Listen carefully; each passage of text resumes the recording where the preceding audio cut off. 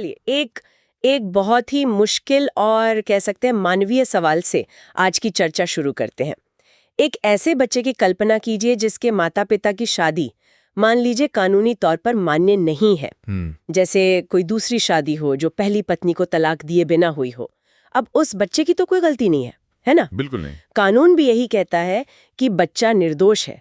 पर दशकों तक जब बात आती थी दादा परदादा की संपत्ति की, मतलब पैतृक संपत्ति में हक की, तो जवाब नहीं होता था। सही कहा आपने। उन्हें एक तरह की कानूनी वैधता तो दी जाती थी, पर विरासत के अधिकार से दूर रखा जाता था। और इसी कानूनी और सामाजिक दुविधा को 2023 में सुप्रीम कोर्ट ने सुलझाया। रवना सिद्धप्पा बनाम मल्लिकार्जुन मामले में, है ना? जी बिल्कुल। चीफ जस्टिस DY चंद्रचूड़ की बेंच ने एक, आप कह सकते हैं, ऐतिहासिक फैसला सुनाया। इसने न सिर्फ पुराने फैसलों को पलटा, बल्कि हिंदू कानून को समानता के जो हमारे संवैधानिक मूल्य हैं उनसे जोड़ दिया। हाँ, उनसे जोड़ दिया। तो आज हम इसी फैसले की गहराइयों को समझने की कोशिश करेंगे। अच्छा, तो ये टकराव बड़ा सीधा था। एक तरफ कानून बच्चों को वैध मान रहा था और दूसरी तरफ परिवार की सदियों पुरानी मिताक्षरा परंपरा उन्हें हक नहीं दे रही थी। बिल्कुल। तो अदालत ने इस गुत्थी को सुलझाना कहाँ से शुरू किया? अदालत ने सीधे इसी टकराव की जड़ को पकड़ा। देखिए, एक तरफ है हिंदू विवाह अधिनियम की धारा 16।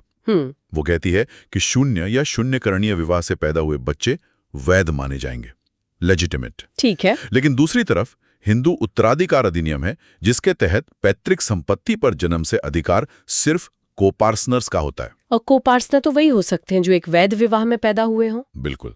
तो सवाल ये था कि क्या किसी को सिर्फ वैध कह देने से वो अपने आप कोपार्टनर बन जाता है? एक मिनट, ये तो बड़ी अजीब बात है। मतलब कानून उन्हें वैध तो कह रहा है, पर परिवार की संपत्ति में बराबर का हिस्सेदार नहीं मान रहा। हाँ, यही दुविधा थी।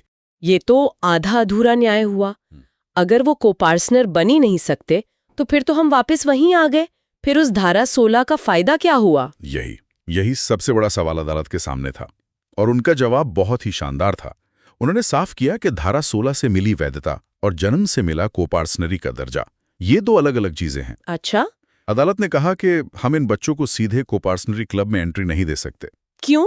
क्योंकि उससे पूरे संयुक्त हिंदू परिवार की जो सदियों पुरानी संरचना है वो बदल जाएगी। पर उन्होंने ये भी कहा कि हम उन्हें उनके अधिकार से वंचित भी नहीं कर सकते। तो फिर रास्ता क्या निकाला गया? मुझे लगता है यहीं पर बात असली दिलचस्प होती है। बिल्कुल। यहीं पर अदालत ने नोशनल पार्टीशन यानी काल्पनिक बंटवारे का सिद्धांत पेश किया। काल्पनिक बंटवारा? ये क्या है?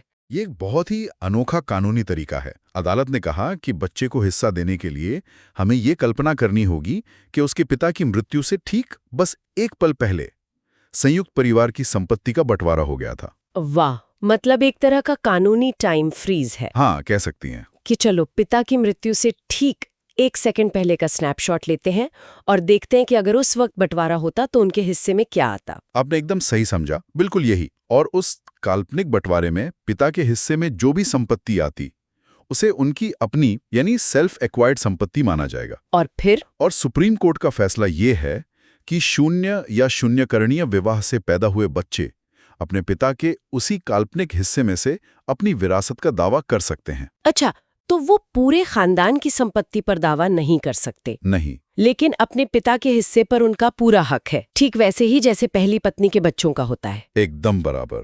तो अगर मैं इसे आम लोगों के लिए आसान भाषा में समझूं, तो इसका मतलब ये हुआ कि अब कानून की नजर में ऐसे बच्चों पर कोई कलंक नहीं रहा और उनका विरासत का अधिकार भी सुरक्षित है। हाँ। लेकिन ये अधिकार सिर्फ उनके माता पिता के हिस्से तक ही सीमित है, उनके चाचा या चचेरे भाइयों की संपत्ति पर नहीं। बिल्कुल सही।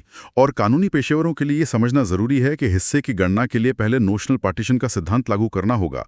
इसका एक और गहरा मतलब है, ये बच्चे सर्वाइवरशिप से हक नहीं पा रहे हैं जहां संपत्ति परिवार में ही रहती है, बल्कि वे उत्तराधिकार यानी सक्सेशन के जरिए हक पा रहे हैं, जैसे किसी की अपनी संपत्ति का बंटवारा होता है। और इस फैसले से पुराने जजमेंट्स का क्या हुआ? अदालत ने इस फैसले से जिनिया क्योटिन और भारत माता जैसे जो पुराने फैसले थे उनको खारिज कर दिया। ये फैसला वाकई इस बात का एक बेहतरीन उदाहरण है कि कैसे हमारा कानून समय के साथ विकसित होता है ताकि निर्दोषों की रक्षा हो सके। जी। इसने संयुक्त हिंदू परिवार की सदियों पुरानी परंपराओं और हमारे आज के संवैधानिक मूल्यों के बीच एक बहुत ही नाजुक संतुलन बनाया है। बिल्कुल। और यहीं पर हम अपने श्रोताओं के लिए सोचने को एक विचार छोड़ सकते हैं। जरूर। क्या अदालत ने ये सही संतुलन पाया है या क्या कानून को एक कदम और आगे बढ़ना चाहिए था इन बच्चों को समाज में पूरी तरह से बराबर का दर्जा देने के लिए? क्या उन्हें पूर्ण को-पार्टनर का दर्जा नहीं दे देना चाहिए था? ये एक बड़ा सवाल है। हाँ, और इस पर बहस यकीनन जारी रहेगी।